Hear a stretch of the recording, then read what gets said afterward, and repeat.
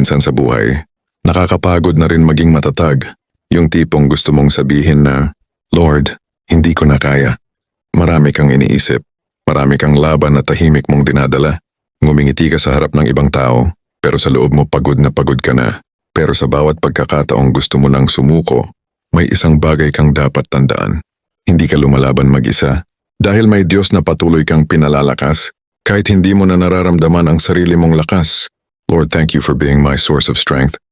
Siya ang lakas mo kapag mahina ka na. Siya ang kapayapaan mo kapag magulo na ang isip mo. Siya ang sandalan mo kapag pakiramdam mo wala nang nakakaintindi sa'yo. Help me to rely on your mighty power in every situation. Hindi man mawala agad ang problema, pero may Diyos kang nagbibigay ng lakas para kayanin ito.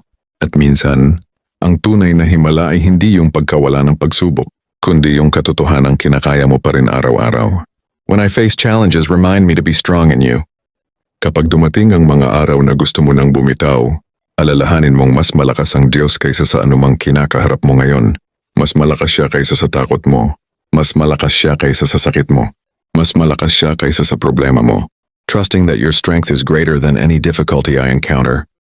Kaya huminga ka, magtiwala ka, at magpatuloy ka dahil kasama mo ang Diyos sa bawat laban mo. Amen.